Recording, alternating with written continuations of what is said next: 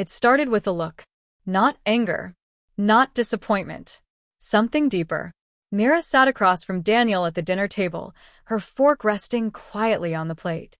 The television hummed in the background, but neither of them listened. They'd stopped really talking months ago.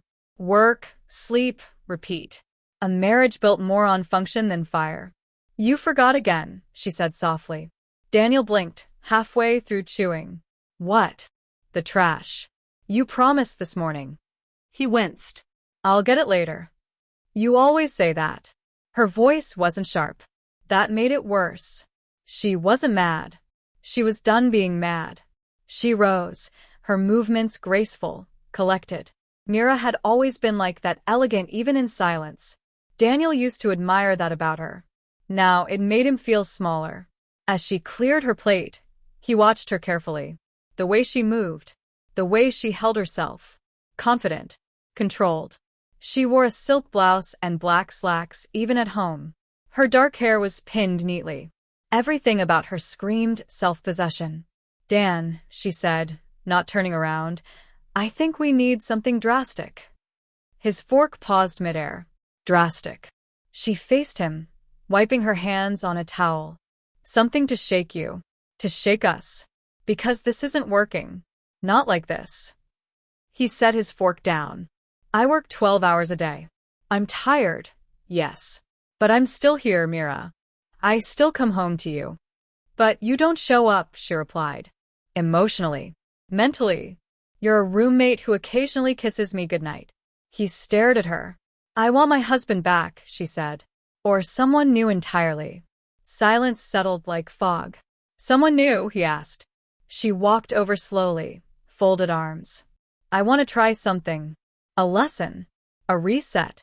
But only if you're open. His guard went up. What kind of lesson? Her voice was calm. 30 days. You follow my rules. Not just to fix us. To understand me. As a woman. As a partner. Danielle frowned. You mean like therapy? No, she said. Not that kind of understanding. She placed a small black notebook in front of him. He looked down at it. What's this? Rulebook. He opened it slowly. On the first page, in neat handwriting. For 30 days, Danielle will surrender control. Every choice. Every word. Every outfit. Every evening. No resistance, no refusals. In exchange, I promise clarity. And maybe love again. He stared at it. You're serious. Completely, she said. You've been a husband in name, but never in presence. So now, I'm giving you another role. A test. He shook his head slightly. You're asking me to what, just obey you? Let you run my life. She stepped closer. No, she said. I'm asking you to let go. Of ego. Of masculinity, if that's what it takes. Of whatever armor you've been hiding behind. He looked up, breath caught in his chest. You think I'm broken? He asked. I think, she said carefully, you've built yourself into a man I don't recognize. And I miss the softness you used to have. He sat in silence for a long time. 30 days, he finally said. Only 30. I won't force you. But if you agree, you don't get to argue. No loopholes. My rules every day. What happens if I say no? She looked at him without blinking. Then we go back to silence. Until we don't anymore. That hit harder than he expected. He opened the notebook again. The first rule had a checkbox. He stared at it. Then checked it. I'll do it. Mira smiled gently. Then take off your shirt. What? That's rule 1. She stepped toward him, opened a drawer, and handed him something. Silk. Smooth. Pale lavender. A women's nightgown. Tonight, you'll sleep in this. It's time you experience what it's like to feel delicate. Danielle stared at it. You're kidding. I'm not. He stood there for a long moment, then walked silently to the bedroom. The fabric was lighter than anything he owned, cool against his skin.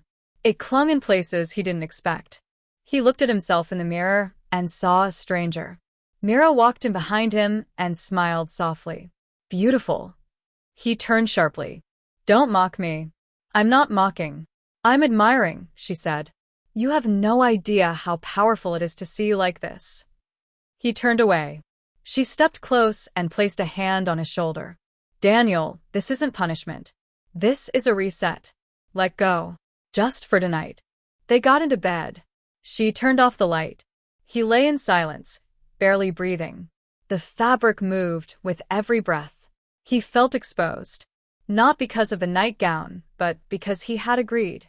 And somewhere in that discomfort was a spark of something he hadn't felt in years. Humility. The next morning, the first note was taped to the mirror. Rule 2. You will ask me what you should wear. And you will wear it proudly.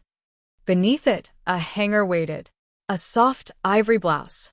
Cream slacks. A thin belt with a gold buckle. Feminine, but subtle. He looked at it, then looked at himself. Then called out, "Mira?" She stepped into the doorway. He said, "You picked this for me?" "Yes." "You really want me to wear this?" "I do." "To the office?" "No," she said calmly. "You're working from home today, and your meetings are audio only. So yes, this is what you'll wear." Daniel stared, and then slowly nodded. He picked up the blouse, heart pounding, and buttoned it without a word. Daniel worked through his day in silence. The blouse rustled every time he moved. It wasn't tight, but it clung. The sleeves felt strange against his arms. The fabric was softer than anything he owned, and that softness unsettled him. Each time he passed a mirror, he flinched. Mira said nothing all day. She worked from the living room, typing calmly at her laptop, occasionally sipping tea. She didn't tease him, didn't hover. She simply let him be. That unsettled him more than if she'd laughed. By afternoon, he caught himself adjusting the belt at his waist, not to remove it but to make it sit right. It annoyed him how much that mattered. That night, after dinner, Mira handed him another note. Rule 3. You will journal what you felt. Each night. No lies. No edits. I will read it. Daniel stared at her. You want me to write about today? Yes, she said calmly. And sign it as yourself. He hesitated. You mean Daniel? She smiled faintly. No. However you felt today. Whatever name felt closest to truth. He blinked. That's not in the rules. It is now. She handed him a pen. He sat at the kitchen table under the dim light, staring at a blank page. Then wrote. I felt uncomfortable. I felt strange. I kept wondering what she was thinking. She didn't look at me like a husband today. She looked at me like someone she was training. Or shaping. I hated how the blouse felt. But I also liked not having to choose. I liked that it forced me to notice things, my voice, my movements. I didn't feel masculine. I didn't feel feminine. I felt naked. And maybe I needed that. At the bottom, he hesitated. Then signed. D. He left it on her desk. In the morning, she kissed his forehead and said nothing. But the next outfit was already hanging. It went like that for days. Each morning, a new outfit appeared.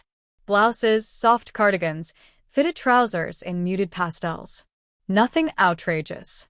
Everything carefully chosen. Subtle. Feminine without being flamboyant. Mira made sure he worked from home all week. By day 6, the mirror stopped shocking him. He didn't like what he saw yet. But he didn't hate it either. That weekend, Rule 4 arrived. No pants in the house. Skirts or dresses only after 6 p.m. You're not just dressing differently. You're learning softness in motion. He stared at the rule. She walked by and said softly, We're making dinner together tonight. In aprons. Yours is on the hook. The apron was pink.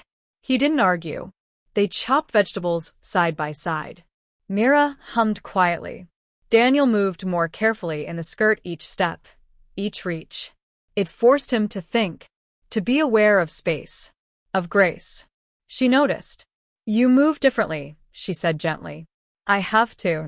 No, she said. You choose to. He didn't respond. Later that night, she read his journal. He had written, I hate how much I care what she thinks. But it matters. When she smiles at me, it feels like I did something right. That never used to matter. But now it does. She placed the notebook down, then looked at him softly. I don't want to change you into a woman, she said. I want to strip the armor, the noise, the habits. What's underneath, that's who I want. He looked at her and whispered, I don't know who's under all of it. She touched his cheek. That's why I'm giving you 30 days. To find out. Day 10 came with a gift. A soft box. Inside, undergarments. Lacy. Elegant. Feminine. Daniel stared down. Myra's voice was calm behind him. It's not punishment. It's surrender. He looked back. You want me to wear these? I want you to feel what I feel every day. To carry the awareness. The care. The vulnerability. He said nothing. But when he dressed that morning, he slid them on. And felt everything change. Daniel's thoughts became heavier with each day. Not because of the clothes. It was the way Mira looked at him. Every rule she gave wasn't just about what he wore. It was about how he carried himself. How he spoke. How he listened. How he responded to being seen, truly seen. He found himself sitting differently. Legs closer. Shoulders lower. Less dominating. Less defensive. He didn't realize it until one evening. Mira leaned over during dinner and said, You've stopped interrupting me. He blinked. I didn't realize I was. You always used to, she said calmly. But this week, you haven't once. He looked down at his plate. Maybe I'm just tired. No, she said. You're finally learning presence. That word sat in his chest all night. On day 13, Mira left a folded card on the bathroom sink. He opened it slowly. Inside were just 3 words, handwritten. Your new name? He stared at it for a long time. Below the words, a blank line. He said nothing that morning. But that evening, after she'd gone to bed, he took a pen from the kitchen drawer and wrote a single name, then carefully folded the card again and slid it under her pillow. The next morning, there was a sticky note on the mirror. Good morning, Danielle. You looked peaceful last night. He stared at it, heart pounding, then whispered the name aloud. Danielle. It echoed strangely in the bathroom tiles. But it didn't sound fake. Not anymore. That day, Mira didn't leave an outfit. She simply called from the hallway. Danielle? Choose what feels right today. He froze. For the first time, it was his choice. He opened the drawer where she'd been quietly adding pieces over the last week. Pastels. Soft cottons. Delicate knits. He ran his fingers along them, uncertain. Finally, he chose a long gray skirt and a powder blue top with pearl buttons. When he walked into the kitchen, Mira turned and smiled. Beautiful, she said. He didn't respond. But he didn't turn away either. That night, during journaling, he wrote, I thought I'd feel humiliated. But it's not that. It's exposure. Like I'm standing somewhere I don't belong, but no one's yelling at me to leave. Mira calls me Danielle now. And when she says it, I listen. He hesitated, then added, I don't know who I am right now, but I know who I'm not. I'm not Danielle anymore. Not fully. Maybe that's the point. He signed it. Danielle. On day 15, she took his hand. We're halfway, Mira said. And you haven't asked for anything back. He looked at her, quiet. Do I get something back at the end? She studied him. I don't know, she said honestly. But I know this. The more I see like this, the more I see truth. And the less I want to go back. His heart caught. I thought this was a lesson. It is, she said softly. But maybe we're both learning something new. She reached into a drawer and pulled out a small box. Inside, a necklace. Delicate. Gold. A tiny charm hung at the center. The letter D. For Danielle, she said. Or whoever you become. He took it in his hand. It was light, but it felt heavy. He didn't put it on right away. But he didn't give it back either. That night, Mira asked him to sit at her feet while she read on the couch. Not as punishment. Just presence. He did. And for the first time in weeks, she reached down, stroked his hair, and whispered, Thank you for listening. Thank you for trying. He blinked fast, swallowing, and whispered, I didn't know how far I'd gone until you asked me to come back. She nodded. "You're not going back," she said. "You're becoming." The first time Danielle left the house dressed in Myra's clothes, it was just for a walk around the block. Myra stood at the door, arms folded, holding a pair of sunglasses. "You don't have to speak to anyone," she said. "You don't have to look anyone in the eye. Just walk." Danielle stood in the hallway, heart pounding under the navy dress Myra had chosen for her. "I'm not ready." Myra stepped closer and adjusted the scarf around her neck. "You were never ready for anything that mattered." She said it without cruelty, just truth. Danielle's hands trembled as she took the sunglasses. Outside, the air felt sharper. Every footstep echoed louder. She looked at the sidewalk like it was made of glass, afraid it would crack under her. No one stared. No one gasped.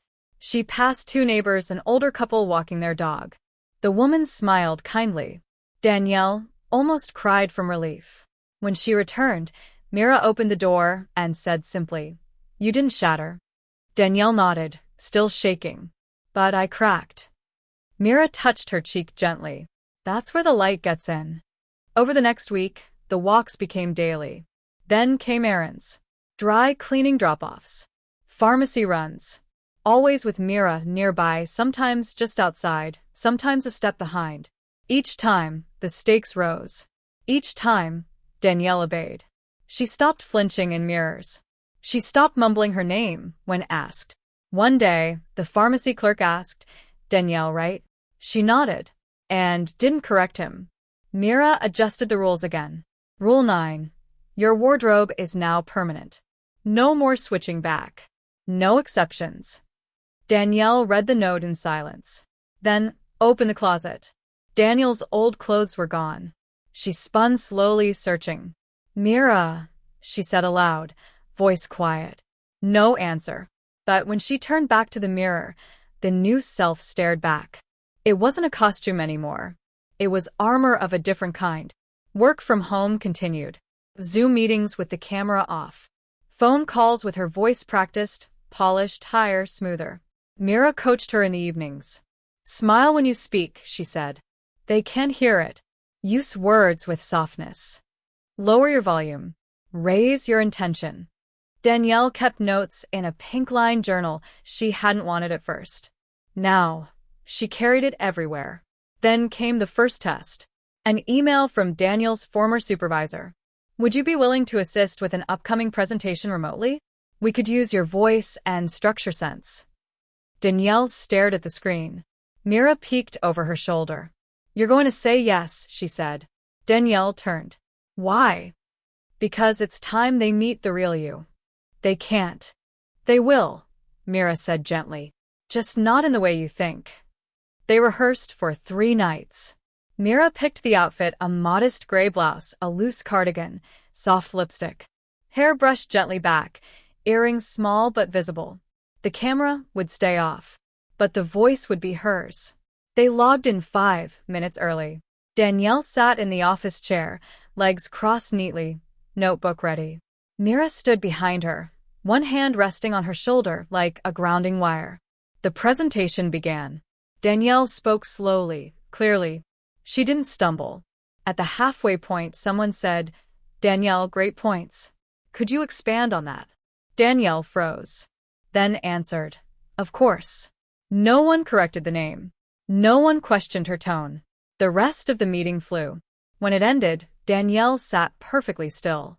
Then whispered, "They believed me." Myra kissed her head. "They saw you." That night, Danielle didn't write in her journal. She opened a new one. A blank one. On the first page, she wrote, "This is not a game." Then under it, smaller, "This is a beginning." Rule 11 came the next day. It wasn't written. Myra just said it aloud. No more apologies. Danielle looked confused. For what? For being Danielle. She hesitated. But what if people? They will. They always will. But you won't apologize anymore. Not to strangers. Not to yourself. Not to me. Danielle sat on the bed, staring at her hands. Then nodded. "I understand." A week later, Myra brought her to a quiet cafe outside the neighborhood. Low risk. Soft lighting. Sunday brunch hour. The hostess smiled at them. Too. Mira smiled. Yes. For me and my wife. Danielle flinched slightly, but said nothing. At the table, Mira leaned in. I meant that. Danielle looked down, then quietly said, I believed you. Danielle hadn't spoken to her old friend Mark in months. They used to talk weekly, grab drinks, complain about work, about marriage, about how women never say what they want. Now, she wasn't sure she'd know what to say. Mark texted her out of the blue. You alive, man? Mira keeping you chained to the kitchen or what? Danielle stared at the screen. She felt defended, but also sad. He didn't know. He couldn't. She typed a reply. Still here. Been working remotely. Things are different now. He responded in seconds. Let's grab a beer. Catch up. Mira doesn't own you that much, right? Danielle hesitated. Mira walked into the room at that moment, reading her. You don't have to lie, she said. But you also don't have to go. Danielle looked down. He'd notice everything. Mira nodded. He'd see what you've lost. But he wouldn't understand what you've gained. That night, Danielle wrote. He'll remember the man I used to be. I don't even recognize him. If I meet him like this, will he think I'm a joke? And if I go as Daniel, will I feel like a lie? She left the journal open. Mira underlined a sentence in red. What you feel is the truth, not what you wear. 2 days later, Danielle met Mark. Not at a bar. At a quiet park, under a cloudy sky. She wore soft jeans and a fitted turtleneck Mira had chosen. Minimal makeup. Hair loose. Mark was already waiting, sunglasses on, coffee in hand. When he saw her, his head tilted. Whoa. You look different. Danielle smiled tightly. I feel different. Mark tried to laugh, but it faded. You okay, man? I'm not man anymore. Silence. Mark blinked. Are you serious? Danielle nodded. This isn't a phase. Mark looked away, cleared his throat. Okay. Okay. So what? Myra's making you. No one's making me. She said it softly but with steel. Mark scratched his head. This is a lot, Dan. Danielle. He exhaled. Right. They sat in silence for a while. Finally, Mark said, You know, I always thought you had something buried. Something you were scared of. Danielle turned slowly. He shrugged. You never said it. But you didn't act like the rest of us. Like you were wearing a mask. She blinked fast. Maybe I was. He looked at her for a long time, then handed her the other coffee. I don't get it, but I'm still here. She smiled softly. Thanks. It was the most honest moment they'd shared in years. When she got home, Mira was waiting. Danielle handed her the coffee cup. He didn't walk away. Mira nodded. Because you didn't either. Rule 14 came the next morning. You will no longer say used to. You are only who you are today. Danielle stared at it, then opened her old contacts list. She deleted the name, Daniel H. Personal, and replaced it with Danielle H. Later that week, Mira handed her a box. Tonight's a different kind of test. Inside was a pair of nude heels. Danielle paled. I've never. You'll learn. Why now? Mira held her gaze. Because tomorrow is the art gala. My firm expects both of us to be there. You'll be my partner, not my shadow. Danielle's chest tightened. What if someone knows? Mira stepped close. They might. And if they do, they'll see the truth. You're not a man in disguise. You're a woman learning to breathe. That night, Danielle walked slowly across the living room in the heels. Mira guided her. Small steps. Hips steady. Shoulders back. Danielle stumbled once. Then again. She cursed under her breath. Mira chuckled. It's not about perfection. It's about poise. Danielle turned. I'm trying. I know, Mira said. That's what makes you beautiful. They arrived at the gala just after 7. Mira in a wine-colored gown. Danielle in black satin, a soft shawl, heels, light makeup, and silent dread. The room glittered. Laughter. Strings. Champagne. Mira held her hand. They entered together. Not once did she let go. Halfway through, a colleague approached. "Is this your partner?" she asked Mira, smiling. Mira turned to Danielle. "Yes." "This is Danielle." The woman extended her hand. "Lovely to meet you." Danielle shook it, voice trembling. "You too." Mira whispered later. "You passed." Danielle blinked. "How?" "You didn't run. You didn't shrink. You were seen, and you stayed." That night, back home, Danielle stared at herself in the mirror.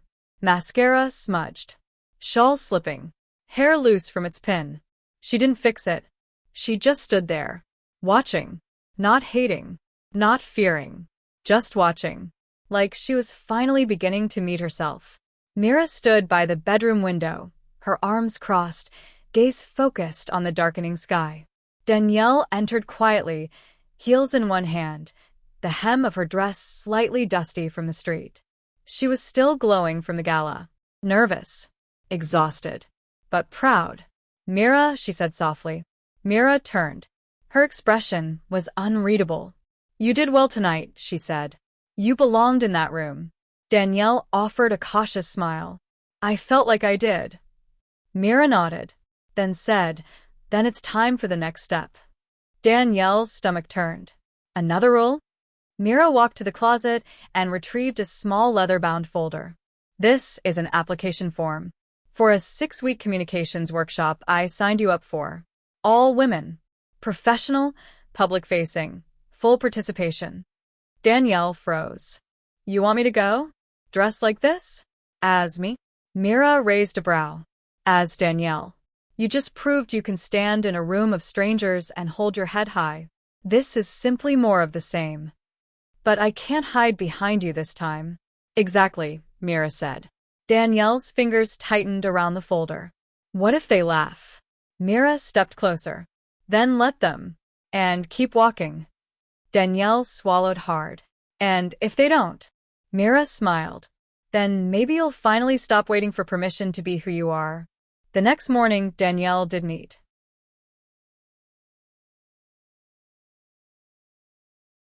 She sat at the table staring at the application.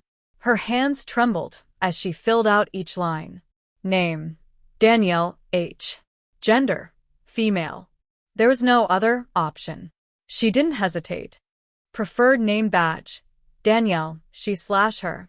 She sealed the envelope and whispered, "No turning back." Rule 17 was not written. It was spoken. "Today," Mira said, "you write a letter to your former self." To Daniel. Danielle blinked. "Why?" "Because he needs to hear it. "From you." Before you move forward." Danielle sat on the edge of the bed, pen shaking.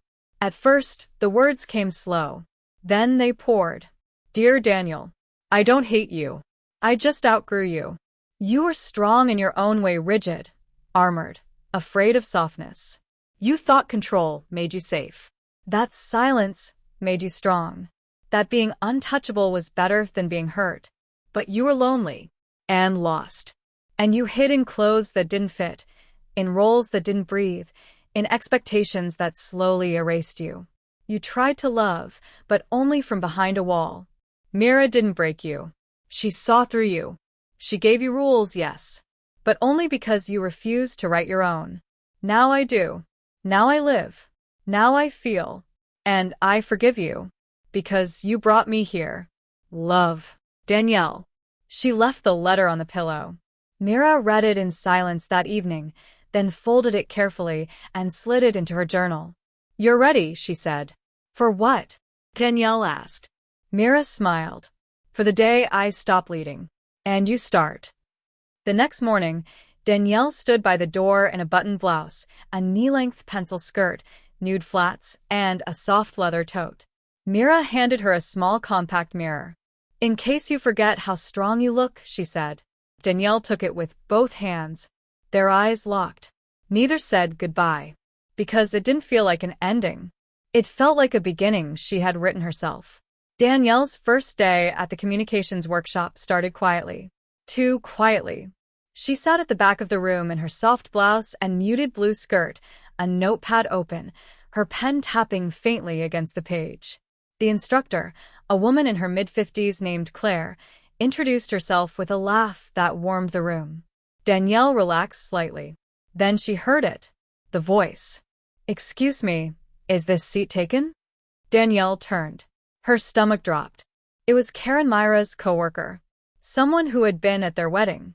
Someone who had known Danielle. Danielle's smile twitched. "Go ahead." Karen sat beside her, without recognizing her. Not yet. Not fully.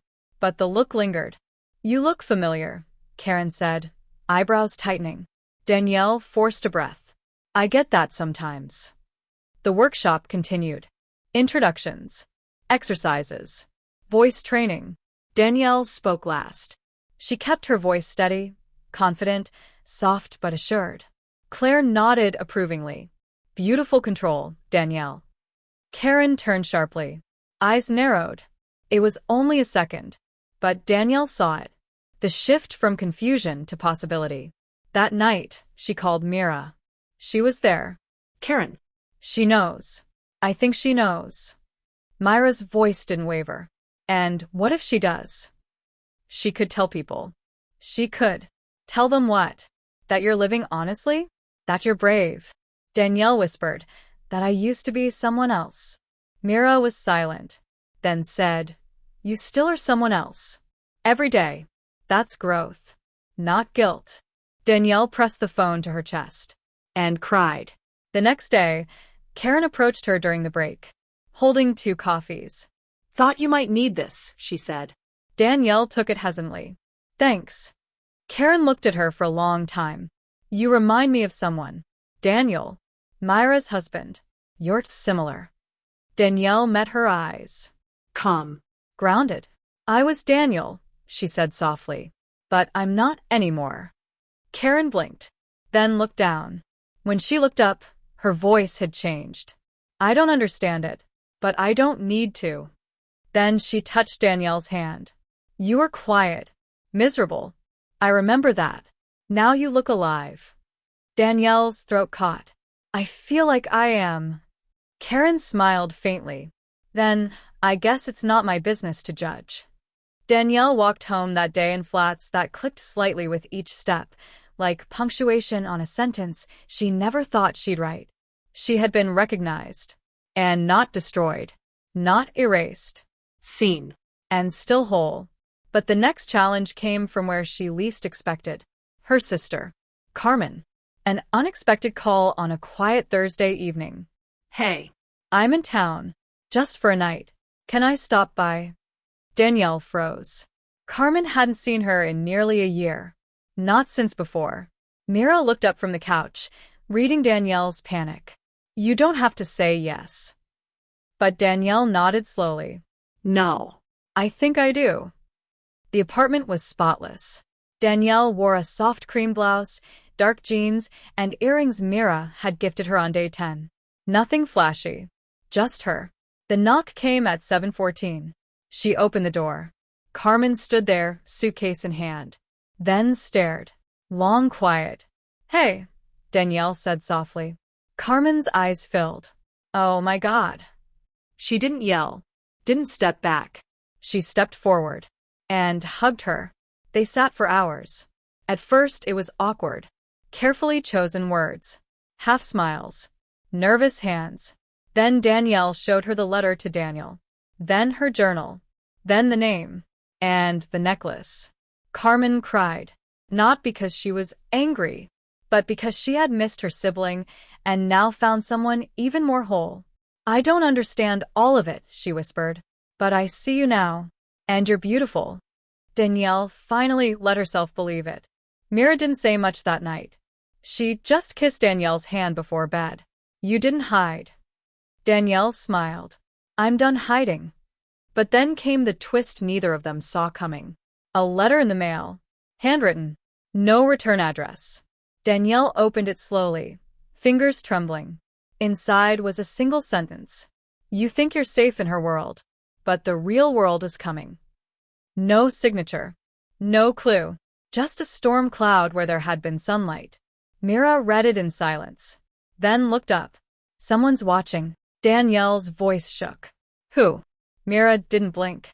I don't know, but we're not running. Danielle gripped the letter and said, then I need to be stronger. Danielle carried the letter around for 2 days. Not because she wanted to. Because she couldn't let it go. She tucked it in the back of her journal. Reread it every night. Listened harder when footsteps passed the apartment door. Jumped when Myra's phone rang twice in a row. Mira tried to keep calm, but Danielle saw the worry behind her eyes. Someone knows, Danielle said. They want to hurt us. Mira disagreed. They want to scare us. Same thing, Danielle whispered. Claire's workshop continued, but now Danielle sat stiffer. Spoke with more caution. Watched the door. She began arriving early. Leaving late. Checking shadows. Checking windows. One afternoon, Mira found her sitting on the bathroom floor, still dressed from the session. Makeup smeared. Wig off. Holding a lipstick in one hand like it was evidence. I can't do this anymore, Danielle whispered. Mira knelt down, hugged her tight. You already are. The unraveling came 2 days later. Danielle had agreed to give her final presentation at the workshop in person. On camera. Recorded for peer feedback. It was a huge moment. Her speech was about vulnerability. She wore a powder blue dress, a soft cardigan, nude heels. Mira had helped her choose it all.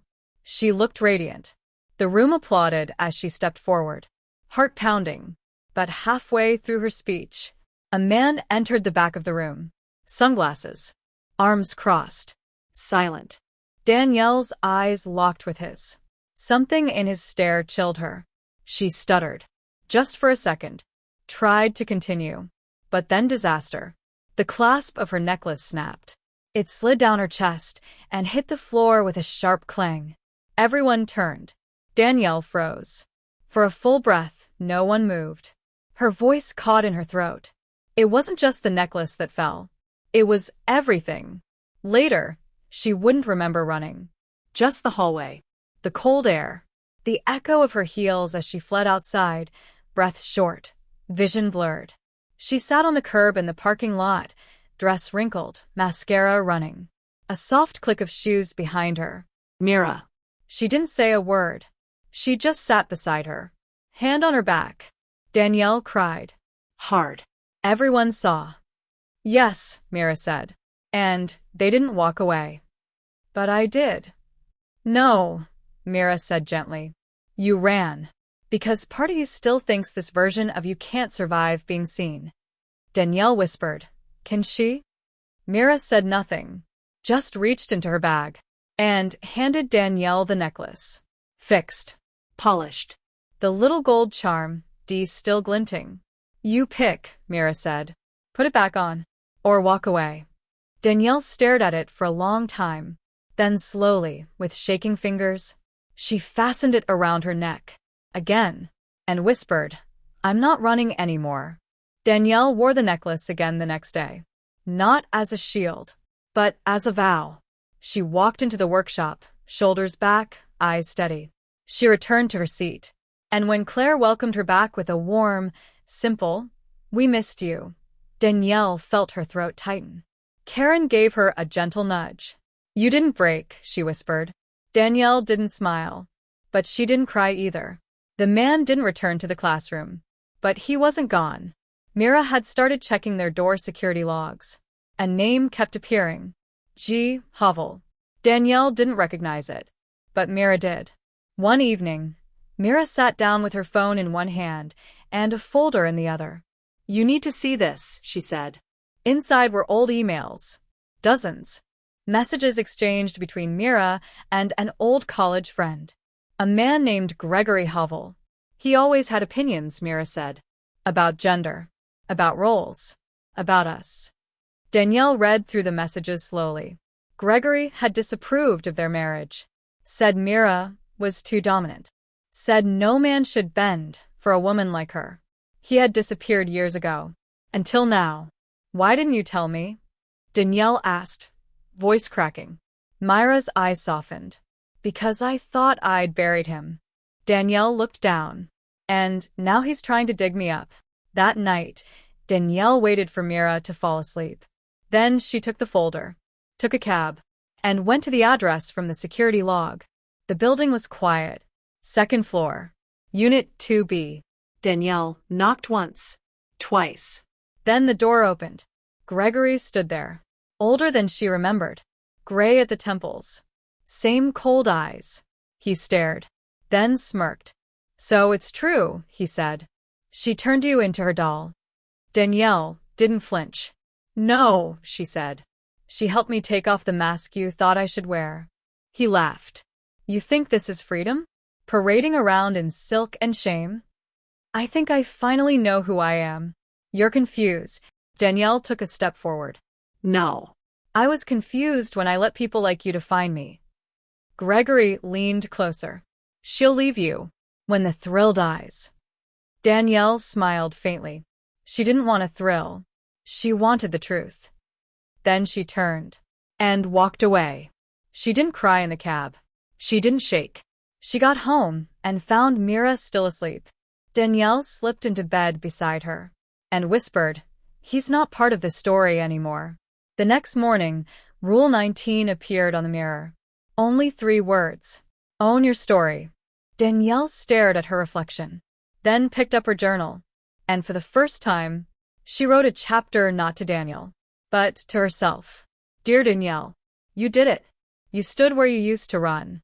You looked into the eyes of your fear and didn't bow. You wore the dress, the voice, the name, and didn't apologize. This is not about control. This is not a costume. This is becoming. This is you. And you are enough. Love yourself." The apartment was warm that Sunday morning. Danielle made coffee. 2 cups. Just the way Mira liked it, one with a cinnamon stick, one plain. She hummed as she walked through the kitchen. In the mirror above the sink, her reflection smiled back. Not Daniel. Not an illusion. Danielle. Hair tied up in a lazy bun. Soft robe. No makeup yet. Just her. And it was enough. Mira came in moments later, kissed her shoulder. "No rules today," she said. Danielle raised a brow. "Are you sure you trust me with that freedom?" Mira smirked. "You've earned it." Later that afternoon, Danielle received a package. No return label. Just her name, written in long cursive. She brought it to the living room, opened it slowly. Inside was a small box. And a letter. Mira watched from across the room. Danielle unfolded the note. 1 sentence. Typed. "You've gone this far pretending. Let's see what happens when the truth is revealed." Her heart stopped. She reached for the box. Inside was a USB drive. Myra's face paled. Danielle whispered, "What is this?" They stared at it like it was a live grenade. Mira took it, walked to the laptop, Plugged it in. 1 file. A video. They played it. It started as static. Then an office hallway. A hidden camera view. Danielle recognized it. It was her old workplace. Before she quit. Before Danielle existed. Before Myra's rules. And in the footage, Daniel, sitting at his desk. Alone. Except he wasn't. The timestamp showed after hours. And someone else entered the room. Not Mira. A man. Unclear, but familiar. Danielle's heart pounded. She looked to Mira. Myra's jaw was clenched. She paused the video. "Who is that?" Danielle asked. Mira didn't answer. "Who is it?" Silence. Then Mira whispered, "I think it's someone I used to trust." Danielle stood slowly. "This video's been kept. All this time. Someone's been waiting." Mira said nothing. Danielle walked to the window. Stared out. Across the street. A black car. Parked. Running. She turned quickly. Gone. Nothing. Her hands trembled. The necklace around her throat felt heavier than ever. That night, she didn't sleep.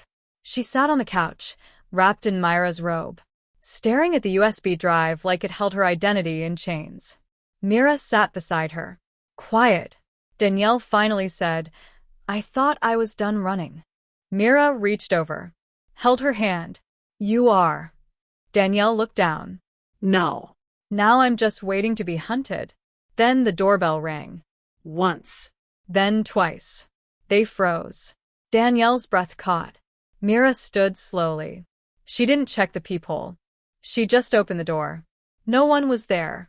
Just a white envelope with Danielle's name. She bent down, picked it up, opened it. Inside, a single Polaroid of her from the gala, taken from behind. A moment when she was alone, looking at her reflection, and written across it in pen, "You look better this way. But let's see how your old world reacts." Danielle stared at it, then to Mira, then down. She whispered, "It's starting." Myra's voice was steady. "Then we finish it. Fade to black. To be continued." Speech balloon. What would you do if your secret life was being watched? Should Danielle go public or disappear completely? Fire comment below your predictions. Part 2 coming soon.